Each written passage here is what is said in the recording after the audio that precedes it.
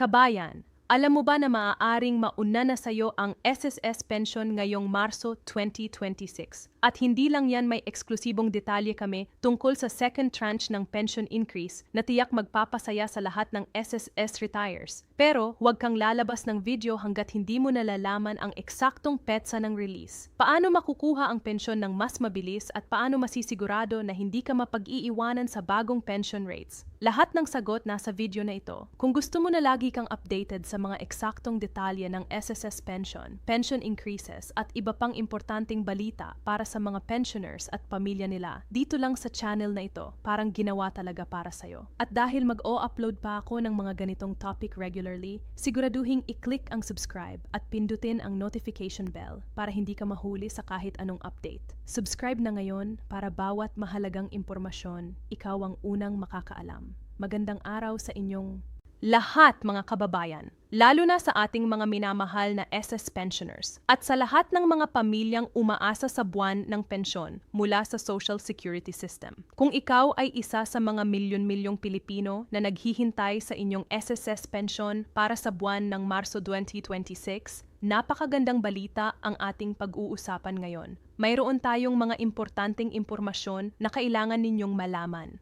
Kaya pakinggan ninyong mabuti ang bawat salitang ating sasabihin dito. Huwag kayong mag-alala dahil ipapaliwanag natin ang lahat ng ito sa pinakasimpleng paraan na kayang-kaya ng kahit sino maunahang maunawaan. Maging matanda man kayo, may asawa na retirado, o ikaw man ay isang anak na nag-aalaga sa inyong magulang na pensioner. Una sa lahat, alamin natin kung bakit napakahalagang malaman ang eksaktong petsa ng pagpapalabas ng pensyon. Para sa marami sa ating mga matatanda at sa kanilang mga pamilya, ang buwan ng pensyon mula sa SSS ay hindi lang isang simpleng dagdag na pera. Ito ang pangunahing pinagkukunan ng kanilang pang-araw-araw na buhay. Dito nagmumula ang pambili ng gamot, ng pagkain, ng bayad sa kuryente at tubig at ng iba pangunahing pangangailangan ng ating mga mahal sa buhay. Kaya naman ang eksaktong kaalaman kung kailan darating ang pensyon ay napakahalaga para makapagplano ng maayos ang bawat pamilya. Hindi na kailangan pang mag-alala o mag-stress kung nasa tamang oras ka lang abiso at naghanda ng maaga. Ngayon, pag-usapan natin ang sistema ng pagpapalabas ng SSS pension. Ang SS, ang Social Security System, ay gumagamit ng isang organisadong sistema kung saan ang mga pensioner ay nahahati sa dalawang grupo or batch. Ang unang grupo na tinatawag na Batch 1 ay para sa mga pensioners na ang kanilang date of contingency, ibig sabihin ng petsa kung kailan sila naging entitled sa pension, ay nahuhulog sa pagitan ng ikaw hanggang ikawan ng buwan. Ang pangalawang grupo naman, ang Batch 2, ay para sa mga pensioners na ang kanilang date of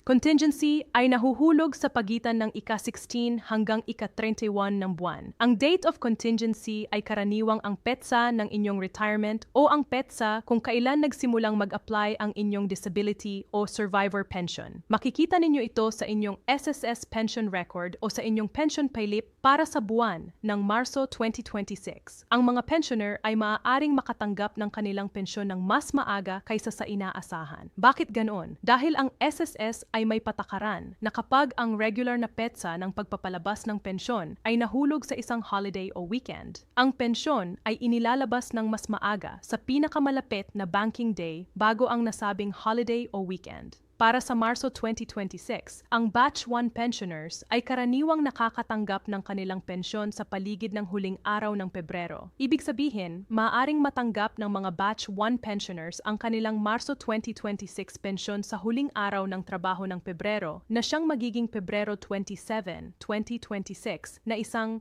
Biyernes. Ito ang dahilan kung bakit sinasabing mas maaga ang release ng pensyon para sa Marso at ito ay isang napakagandang balita para sa ating mga pensioners. Para naman sa Batch 2 pensioners, ang regular na petsa ng pagpapalabas ay karaniwang sa ika-16 ng buwan. Kaya para sa Marso 2026, ang Batch 2 pensioners ay inaasahang makatanggap ng kanilang pensyon sa paligid ng Marso 16, 2026 na isang Lunes. Maliban na lamang kung magkakaroon ng mga holiday o iba pang circumstances na maaaring makaapekto sa schedule ng pagpapalabas. Palagi ring inirekomenda na subaybayan ang opisyal na website ng SSS sa SSSV at ang kanilang mga opisyal na social media accounts para sa pinaka-updated na impormasyon tungkol sa eksaktong petsa ng pagpapalabas. Ngayon naman, pag-usapan natin ang pinakamalaking tanong na nasa isip ng maraming pensioners at ng kanilang mga pamilya. Kasama na ba ang second tranche ng pension increase sa Marso 2026? Ito ang tanong na paulit-ulit na naririnig natin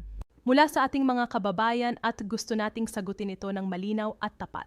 Ang sagot ay hindi pa kasama ang second tranche increase sa pensyon para sa Marso 2026. Huwag kayong mabigo marinig ito dahil may magandang balita pa rin para sa inyo. Hayaan ninyong ipaliwanag natin kung bakit at kung kailan talaga darating ang pangalawang tranche ng pension increase. Ang SSS ay nagpapatupad ng isang 3 taon na programa na tinatawag na Pension Reform Program. Ang programang ito ay nagsimula noong Setyembre 2025 at magtatagal hanggang Disyembre 2027.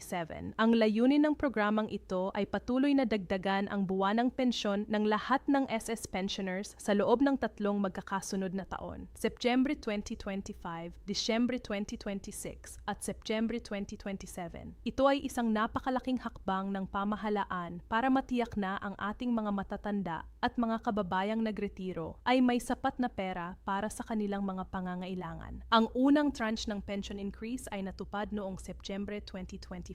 Sa panahong iyon, ang lahat ng retirement at disability pensioners ay nakatanggap ng 10 porong pagtaas sa kanilang buwanang pensyon.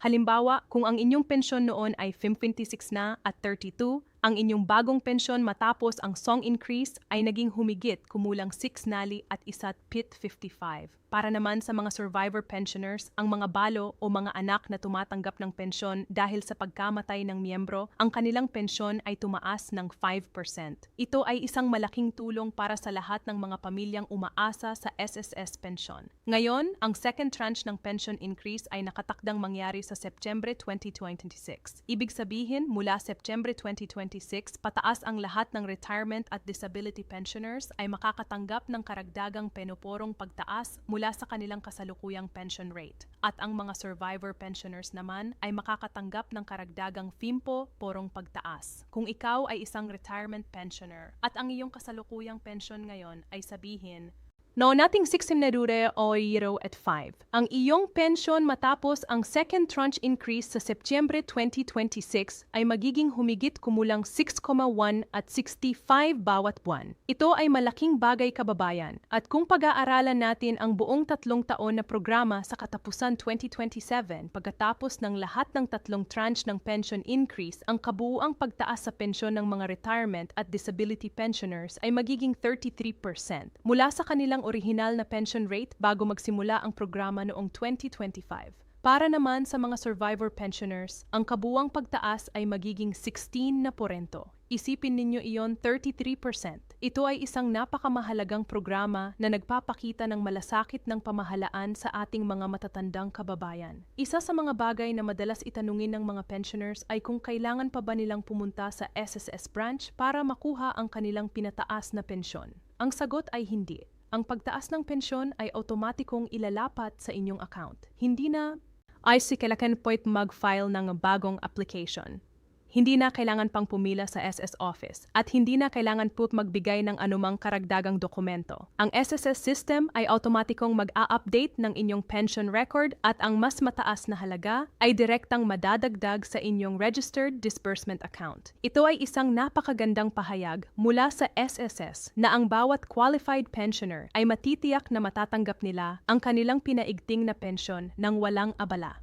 Ngayon naman, pag-usapan natin ang tungkol sa inyong disbursement account. Ito ang account kung saan direktang kinikredit ang inyong pension. Ang SSS ay gumagamit ng isang sistema na tinatawag na bulk credit system kung saan ang mga pensyon ay direktang inikredit sa mga bank account ng mga pensioners sa pamamagitan ng mga partner government banks. Kabilang sa mga ito ang mga bangko tulad ng Land Bank of the Philippines, Development Bank of the Philippines at iba pang accredited Financial institutions. Kung ang inyong pensyon ay kinikredit sa inyong bangko, siguraduhing aktibo ang inyong account at updated ang inyong impormasyon sa SSS. Kung hindi aktibo ang inyong bangko account, maaaring ma-delay ang inyong pensyon. Bukod sa traditional na bangko, maaari rin kayong makatanggap ng inyong pensyon sa pamamagitan ng e-wallets tulad ng GCash OMA. Basta naka-enroll ang inyong e-wallet account sa SSS bilang inyong disbursement account. Ito ay isang napakaginhawang option, lalo na para sa mga pensioners na hindi malapit sa isang bangko o para sa mga matatanda na nahihirapan ng pumunta sa bangko. Makukuha na ang pensyon ng direkta sa inyong telepono kahit nasa bahay ka lamang. Para makapag-withdraw, maaari kayong pumunta sa kahit anong ATM o partner merchant ng GCash o Maya o kaya ay gamitin na lang ang pera para direktang bayad sa online o sa mga tindahan. Ang SS ay naglunsad din ng isang bagong produkto na tinatawag na MyS-Card. Ito ay isang dalawang gamit na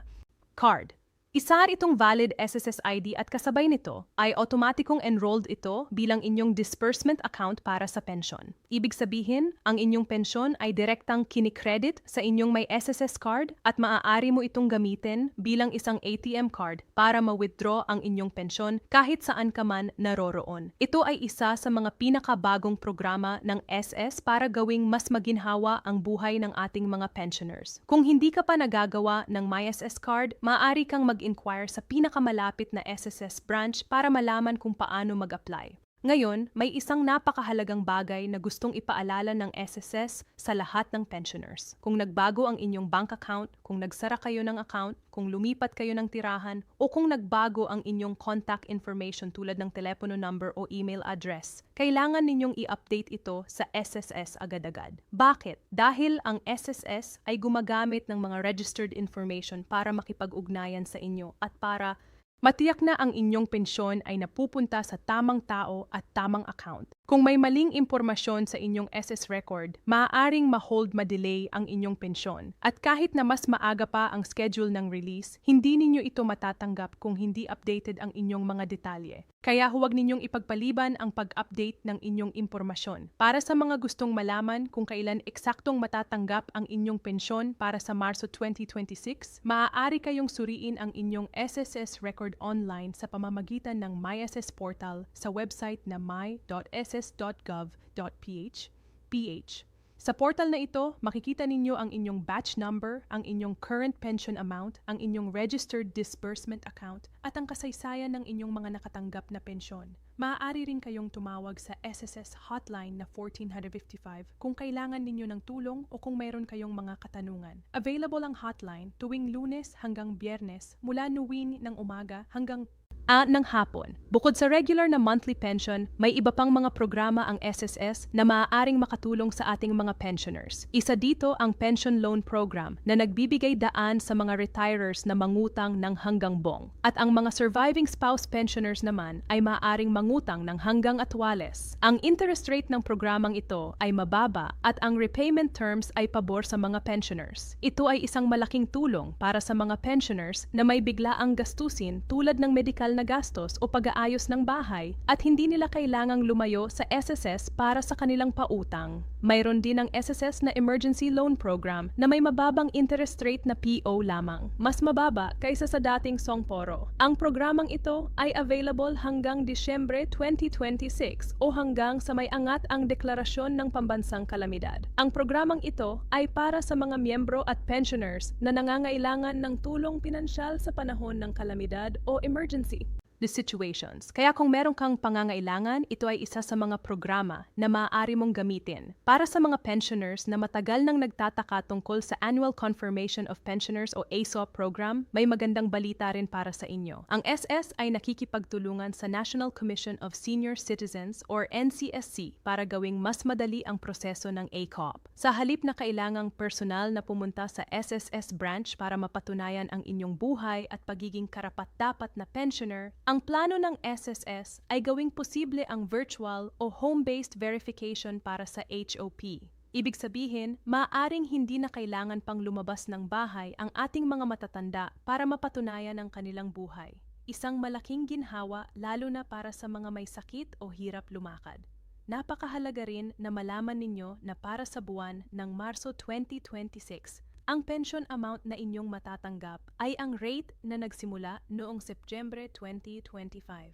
Ang rate na kasama na ang unang dininimpor ng pagtaas mula sa unang tranche ng Pension Reform Program. Hindi pa ito ang bagong mas mataas na rate ng second tranche dahil ang second tranche ay darating pa lamang sa Embre 2026. Kaya kung ang inyong pensyon bago ang Setyembre 2025 ay sabihin nating 5,832 ang inyong kasalukuyang pensyon mula Setyembre 2025 ay humigit kumulang 6,55 dahil sa esporong pagtaas. At pagdating ng Setyembre 2026, ang inyong pensyon ay tataas pa ng karagdagang 100 ward mula sa bagong base amount na iyon na magiging humigit kumulang 61,1 at 65 bawat buwan. Mahalaga rin na malaman ng lahat ang tungkol sa 13th month pensyon na binibigay tuwing Disyembre. Ang SSS ay nagbibigay ng karagdagang isang buwan na pensyon sa bawat Disyembre bilang isang uri ng cash gift para sa lahat ng pensioners. At dahil ang inyong base monthly pension ay tataas sa bawat tranche ng Pension Reform Program, ang inyong 13th month pension sa Disyembre 2026 ay makukwenta batay sa bagong mas mataas na pension rate na magsisimula sa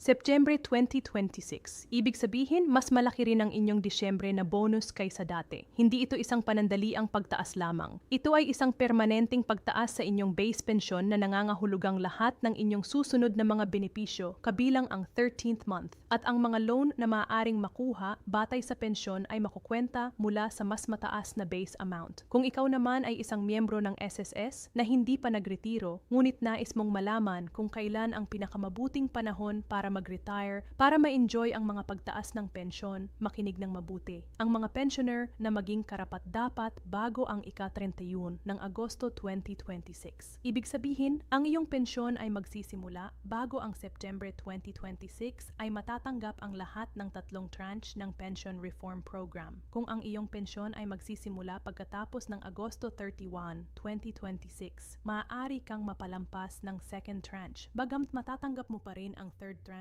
sa September 2027. Ito ay isang mahalagang bagay na dapat isaalang-alang ng mga miyembro na malapit ng mag-retire. Para rin sa ating mga kababayang overseas Filipino workers or OFW na nagbabayad ng SS contributions, may magandang balita rin para sa inyo. Ang SS ay nagtatayo ng mga bagong opisina sa ibayong dagat sa Madrid, San Francisco at Macau para mas madaling ma-serve ang ating mga kababayang nagtatrabaho sa labas ng bansa. Bukod dito, ang SSS ay nagpapatupad din ng isang programa para sa 2,000 OFW na may contribution subsidy. Kaya kahit ang inyong employer sa ibang bansa ay hindi nagbabayad ng SS contribution para sa inyo, meron pa ring paraan para matiyak na protektado kayo ng SSS. Ang SSS ay patuloy din na nagpapalawak ng kanilang digital services para mas madaling ma-access ng lahat ang kanilang impormasyon at mga serbisyo. Sa pamamagitan ng SSS mobile app o ng online portal, maaari nang gawin ng mga pensioners at miyembro ang maraming transaksyon nang hindi na kailangang pumunta pa sa SSS branch mula